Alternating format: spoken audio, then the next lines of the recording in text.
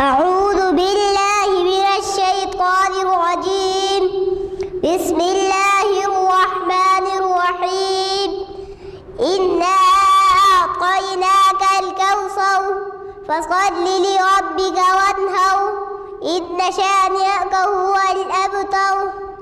أعوذ بالله من الشيطان الرجيم. بسم الله الرحمن الرحيم.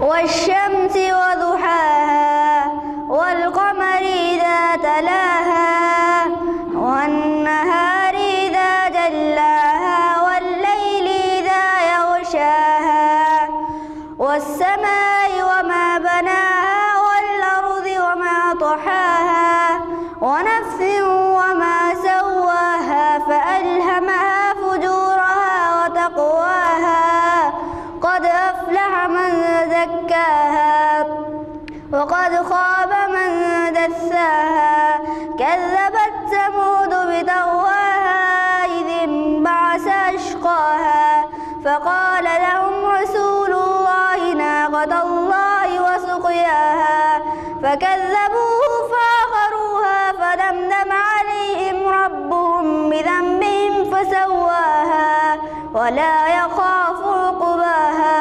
صدق الله العظيم. أعوذ بالله من الشيطان الرجيم. بسم الله الرحمن الرحيم. ألم نشرح لك صدرك ووضعنا عنك وزرك الذي أنقض ظهرك ورفعنا لك ذكرك فإن مع العسر يسرا إن مع العسر يسرا فإذا فرغت فانصب وإلى ربك فارغب. صدق الله العظيم. الرحمن الرحيم. قل أعوذ برب الناس ملك الناس إله الناس من شر الوسواس الخناس الذي يوسوس في صدور الناس من الجنة والناس. صدق الله العظيم.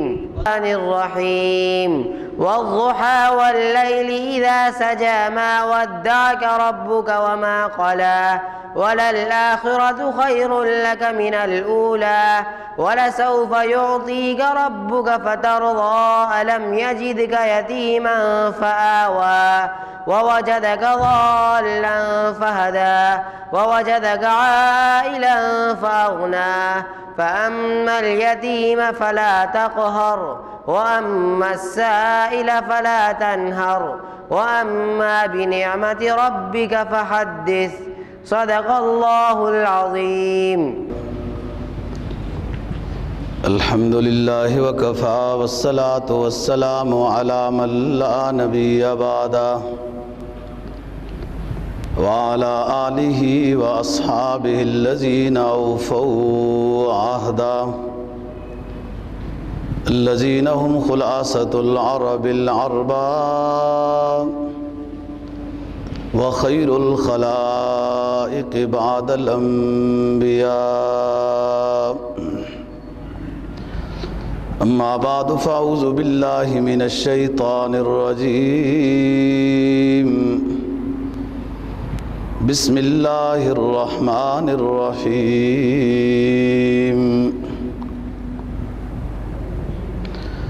وقال إني ذاهب إلى ربي سيهدين رب هب لي من الصالحين. قال النبي صلى الله عليه وسلم الإسلام يهدم ما كان قبله والحج يهدم ما كان قبله والهجرة تهدم ما كان قبله. صدق الله العظيم وصدق رسوله النبي الأمي الكريم ونحن على ذلك لمن الشاهدين والشاكرين والحمد للہ رب العالمین۔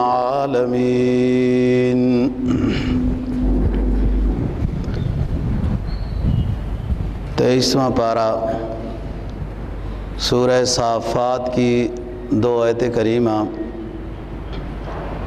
اور جناب نبی پاک صلی اللہ علیہ وسلم کا ایک فرمان تلاوت کیا ہے،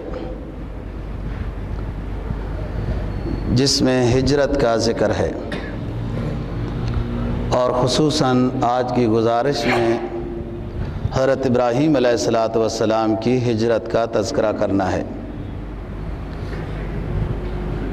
آیت کریمہ کا مفہوم یہ ہے، حضرت ابراہیم علیہ السلام جب تنگ آ گئے اور مختلف آزمائشوں میں مبتلا ہوئے، پھر کامیاب ہوئے، اپنے علاقے کو چھوڑنے کے لیے اللہ تعالیٰ سے درخواست کی اور اللہ تعالیٰ نے ہجرت کی اجازت دے دی۔ تو پھر لوگوں کو بتایا وقال انی ذاہب الی ربی سیہدین، کہ میں بس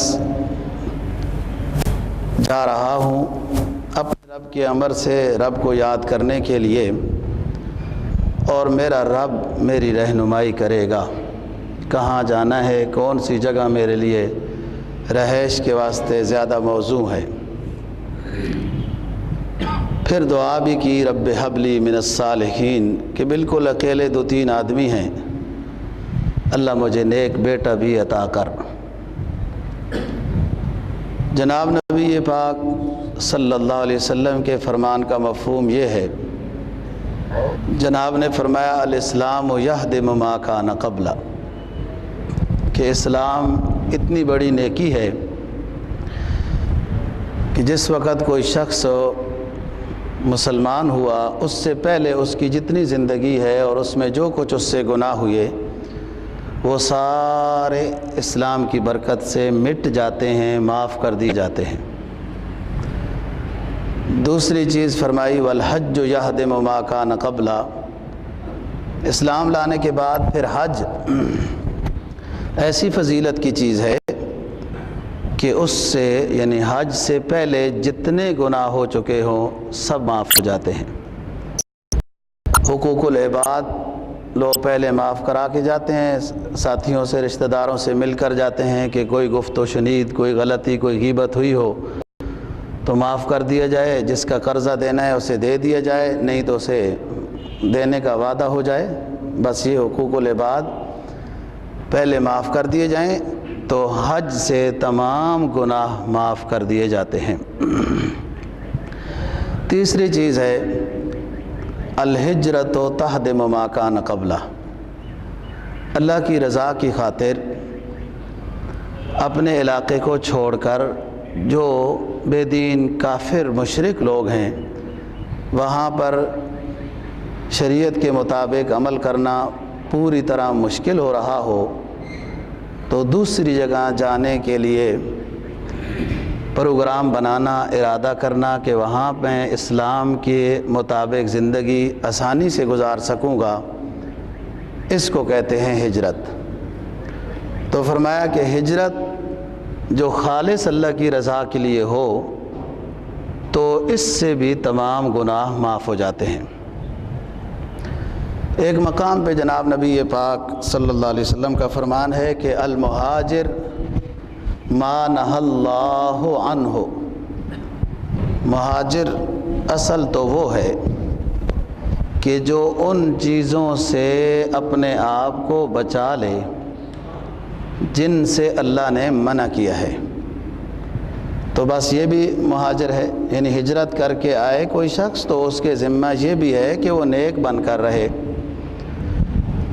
تو اصلی اور حقیقی مہاجر یہ ہے کہ اپنے اس مقام پہ جب پہنچ گیا تو ما نہى اللہ عنہ کو چھوڑ دے، جن چیزوں سے اللہ نے منع کیا ہے، اللہ کے رسول نے منع کیا ہے، گناہوں سے ان سے اپنے آپ کو بچا لے، یہ اصلی مہاجر ہے۔ بات ہو رہی تھی گزشتہ 2 جمعوں سے حضرت ابراہیم علیہ السلام کی، یہ اللہ کے جلیل القدر پیغمبر، اللہ کے خلیل ہیں، اور مختلف طریقوں سے ان کے اوپر آزمائشیں آئیں اور یہ ثابت قدم رہے۔ آزمائش آتی ہے اور وہ چلی بھی جاتی ہے۔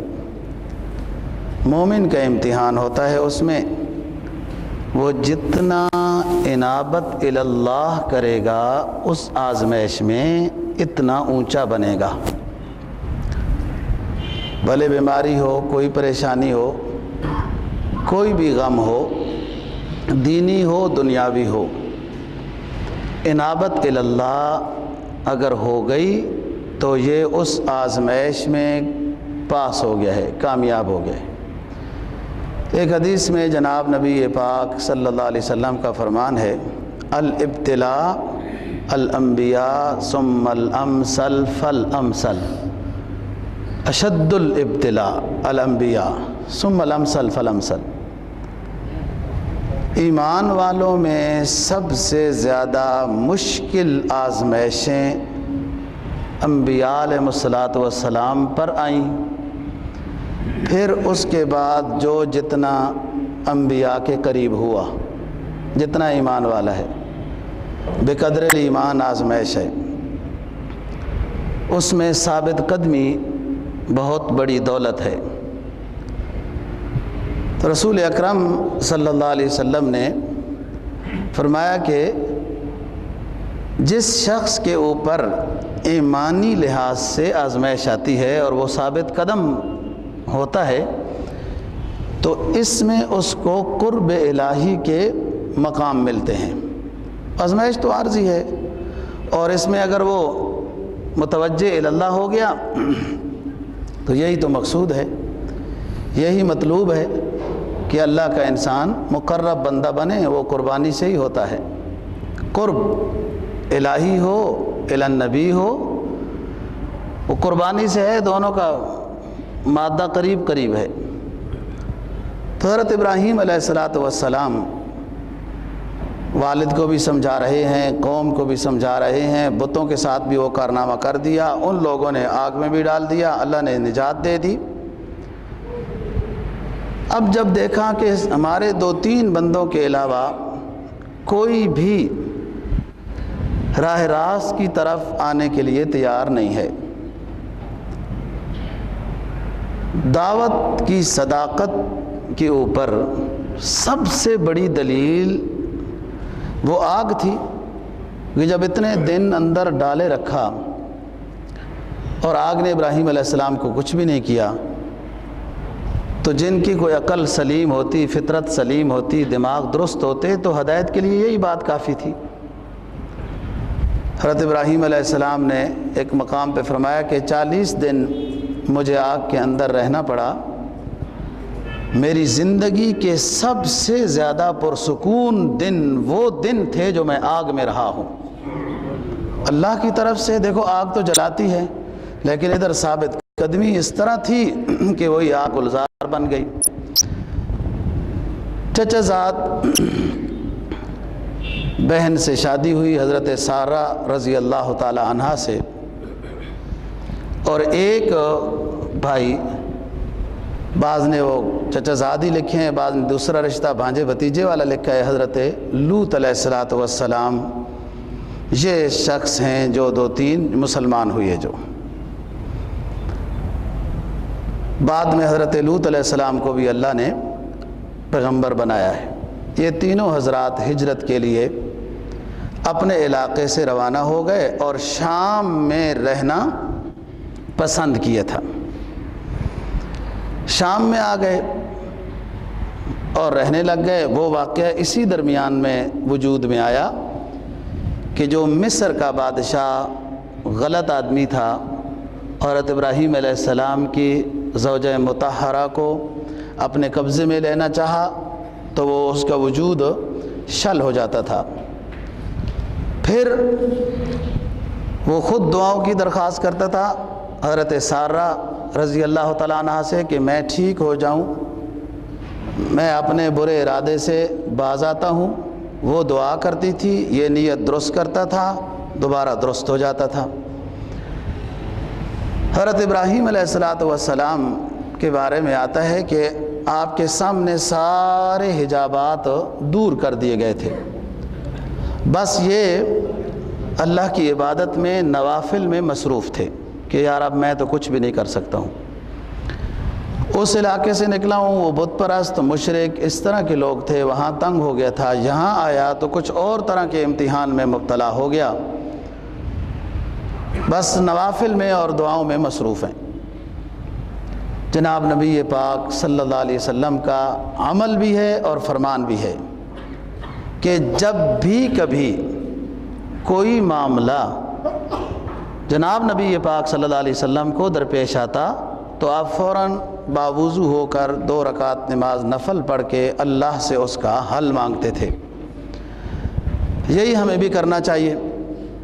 ہر روز کوئی نہ کوئی مسئلہ انسان کے ساتھ متعلق رہتا ہے، بھلے سفر کا ہو، بھلے کوئی دفتر کا ہو، گھر کا ہو، بیماری کا ہو، ڈاکٹر کے پاس جانے کا ہو، خریداری کا ہو۔